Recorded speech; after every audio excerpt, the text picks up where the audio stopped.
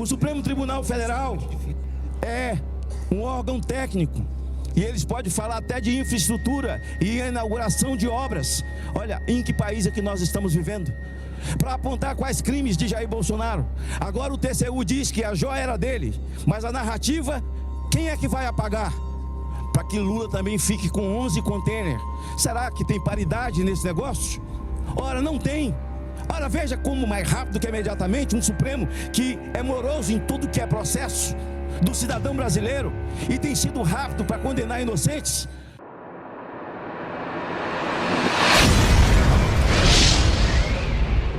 Eu já enfrentei criminoso com fuzil e sei o que é trocar tiro com vagabundo, sei o que é perder um colega de trabalho, sei o que é ir no cemitério e ver a família de um policial chorando e vocês do Direitos Humanos não fazem nada. Deus, pátria, família e liberdade. Nós estamos diante de um cenário triste, turbulento, onde a economia do Brasil de ladeira abaixo, e isso ocorre em todo lugar onde se tem um governo totalitário. O presidente da República quer saber quem é o pilantra que levantou o preço do ovo. Quem é o pilantra? Bem, que nem tem uma galinha que está reclamando pelo valor do ovo. Essas falas inconsequentes, improcedentes de um chefe de Estado diante de um quadro sofrido, dantesco, em que as pessoas hoje estão se abstendo do café. O preço nos supermercados, aquilo que alguém comprava há meses atrás, com R$200, hoje ele não consegue fazer com R$1.000. Essas coisas que têm reflexo no cidadão que vai às compras porque precisa levar alimento para casa, certamente atinge todos nós, e nós que somos do parlamento e da casa alta, nós precisamos denunciar. Aqueles que me trouxeram aqui, me trouxeram para que, destemidamente, eu pudesse, em seu nome, viver num país onde um quilo de pé de frango era R$1,90 e hoje são R$12, alguma coisa está errada. Não estamos vivendo no fantástico mundo de Bob. A violência que assola o país e ainda esse quadro dantesco em que a sociedade não se dividiu, porque a maioria absoluta verbaliza, deputado, o senador Eduardo, ela verbaliza, ela não se intimida, não se deixou intimidar, agora fala de um outro momento. Com essa ditadura imposta pelo Supremo Tribunal Federal, que essa casa não prestou atenção e ela vem crescente. Eu encontrei Vossa Excelência aqui no meu mandato, segundo em 2010, quando Vossa Excelência chegou, vindo do governo do Amazonas. E eu tive meu primeiro mandato em 2002, em 2003, não é? Encontrei Vossa Excelência, e se Vossa Excelência se recorda, desde 2005, com ativismo judicial, não se encontra um discurso meu que eu não tenha falado do crescente do ativismo judicial no Brasil. Hoje não é mais esse crescente, é ditatorial. E hoje um Supremo que formou maioria para que eles não se sintam impedidos quando o processo vier do escritório de um consanguíneo, ou de uma esposa, ou de um esposo. O último que sabatinamos aqui, o Zanin, tem até um processo do escritório dele, uma AGE, um processo dele, do escritório dele contra mim. E ele ainda fez o rodeio, procurou gente para me receber ele no gabinete, para ele me convencer a votar nele. E procurou todo mundo, porque a moda é essa, você vai no gabinete, convence o cara, o voto está pronto, ele não precisa ser sabatinado. Mas o senhor Zanin foi sabatinado. Ele não está se sentindo impedido nesse momento de participar no julgamento de Jair Bolsonaro. Um julgamento de uma peça que eu já disse nessa tribuna, eu encontro do nada com coisa nenhuma. Uma peça orientada, uma peça com a vênia do senhor Gunê, que também foi sabatinado nessa casa. Pelo menos para mim, eu recebi a pedido do senador Marco Rogério, dizendo que era um mestre, que era um professor muito decente e que era o professor dele. Eu recebi. Aqui nessa casa é mais fácil do que na Câmara, aqui a gente se dá muito bem todo mundo. Eu recebi e vejo que o senador Marco Rogério pode estar sentindo a mesma decepção, porque a peça desse cidadão que orienta e faz a vênia da denúncia contra Jair Bolsonaro, eu não posso falar que é de ficção, porque ele não se assemelha a Steven Spielberg, mas eu encontro do nada com coisa nenhuma alguém que não honra o seu passado e o desfaz de uma maneira muito vil e perversa. O Zanin, que não se julga impedido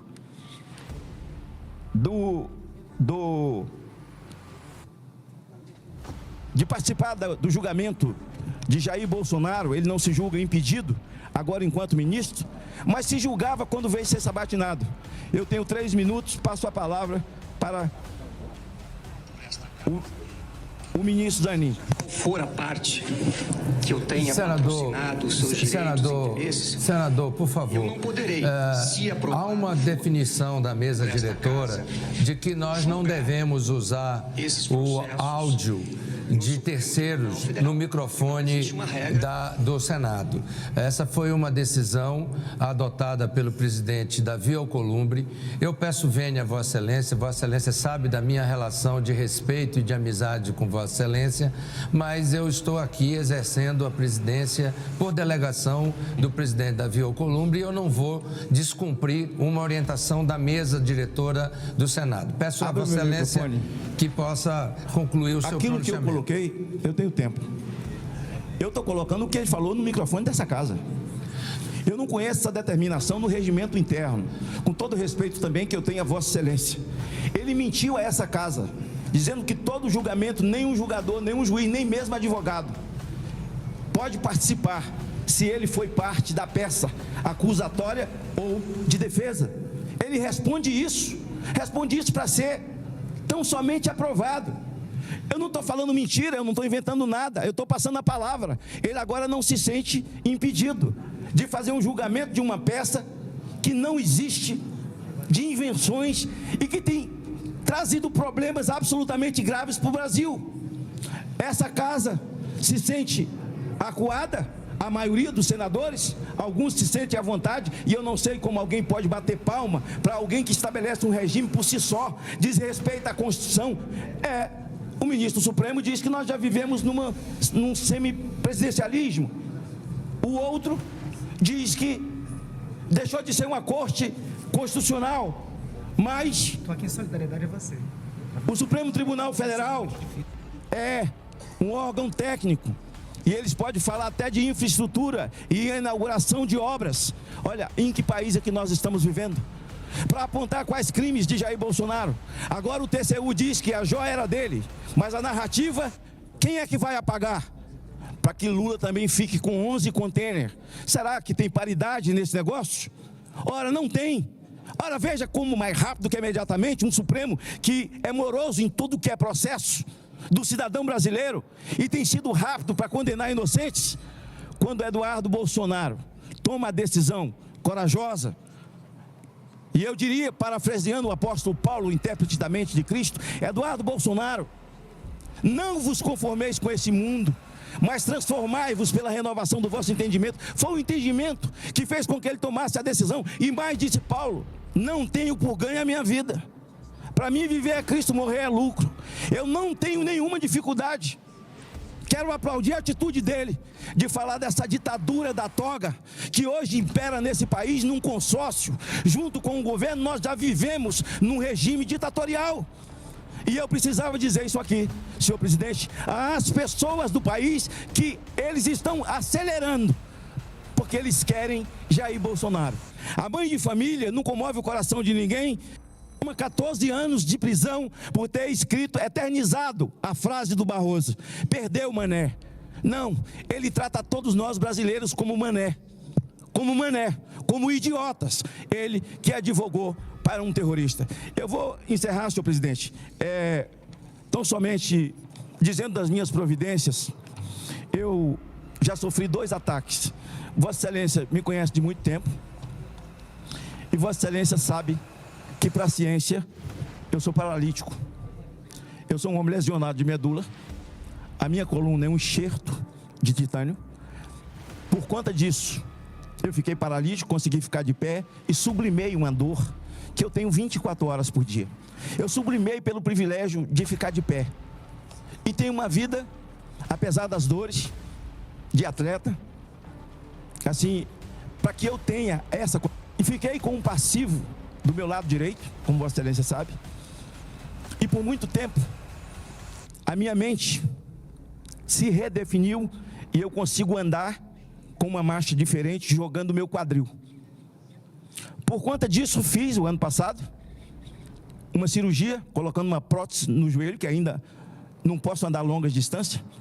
Por conta dessa lesão de medula, eu fui operado sedado. Imagine se eu colocar uma prótese, ter que serrar o osso sedado. E tive que passar muito tempo na UTI. Vossas Excelências acompanharam o ano passado. E agora eu chego do médico, porque fui fazer infiltração nesse joelho aqui, do lado de cá, no joelho esquerdo, que tem aguentado todo esse baque. E recebo, eu não vou falar o nome, sendo atacado por um ator da Rede Globo, que pegou o meu discurso em Copacabana, montou com inteligência artificial, atrasando a minha fala e dizendo que eu estava bêbado. Senador Eduardo Braga, eu tenho uma história. Eu tenho 42 anos que tiro drogados de drogas lícitas e ilícitas. A minha história é recuperando bêbados. Eu nunca coloquei uma gota de álcool na minha boca, nem de vinho. Eu só bebo água. E esses indivíduos soltam um vídeo montado por ele. A inteligência da Polícia do Senado foi a primeira a fazer a perícia técnica da montagem. Já foi detectado. A própria polícia. E eu tomei as providências judiciais contra esse cidadão. Imagine alguém ir para a rede social zombar da deficiência física de alguém. Imagine se é um de nós, se sou eu jamais faria uma canalice como essa. Mas o Brasil me conhece e conhece a minha história, recuperando pessoas, recuperando vidas, conhece a minha luta. Eu tenho essa entidade, senador, tem 40 anos de vida e 42 de vida para 43 e 40 como instituição. Lutei aqui para que as entidades de recuperação de drogados, a Senad, pudesse socorrer. E existem N casas de recuperação que Vossa Excelência sabe, como governador e como senador, lá no Amazonas, que eu conheço. Eu estou há mais de 40 anos nessa luta. Devolvendo esposos às suas famílias, devolvendo pais aos seus filhos, enxugando lágrimas de família que chora com gente bêbada, drogada. Eu não tenho uma outra história da minha vida. Aí me vejo atacado por um esquerdista doente, e que vem, faz um ataque vil, dizendo que eu estava bêbado, e essa é a segunda vez que o esquerdista faz isso. Eu tomei minhas providências, o Brasil me conhece, eu não tenho, na verdade não teria nem necessidade, pelo conhecimento de que as pessoas têm da minha luta, de estar aqui nesse microfone. Mas é preciso verbalizar e tomar providências. É possível que ele seja até inocentado pelo fato de ser de esquerda e achar que eu mereço ser chacota e ser chamado de bêbado nas redes sociais. O que é verdade, senador, o que é verdade, é verdade. As redes sociais existem, mas não para que você faça ataque à honra das pessoas e minta sobre elas. Hoje, a inteligência artificial é um bem, mas também é um mal. Hoje é comigo, amanhã pode ser com o senhor, depois pode ser com outra pessoa e outra pessoa. Eu não estou aqui me vitimizando pela minha situação física. Até agradeço a Deus que me colocou de pé e a força que Ele tem me dado para conviver com dores até aqui e cumprir com dignidade o meu papel e sem medo, de forma destemida. Mas só para dar conhecimento de que eu tomei todas as providências e que as pessoas que viram isso, essa sandice na internet, elas saibam quem é o cínico, sabe, quem é o criminoso que cometeu esse tipo de ato. E aí eu encerro dentro da casa, não colocar áudio aqui, mas esse vídeo está nas redes sociais, nunca mais vai sair de lá, como de todos os outros, do ministro Alexandre de Moraes, do ministro Barroso, de todos eles que vieram aqui e mentiram da mesma forma, e hoje eles são paladinos da justiça, paladinos da honradez, eles não têm passado, eles são absolutamente limpos, nunca cometeram uma infração, e eles podem chamar alguém, vilipendiar alguém com 14, 15, 17 anos de cadeia, porque eles supostamente acham que eles cometeram um crime. Eu agradeço a Vossa Excelência, mas eu precisava responder com relação a essa questão do áudio. Eu agradeço do a Vossa presidente Excelência da casa.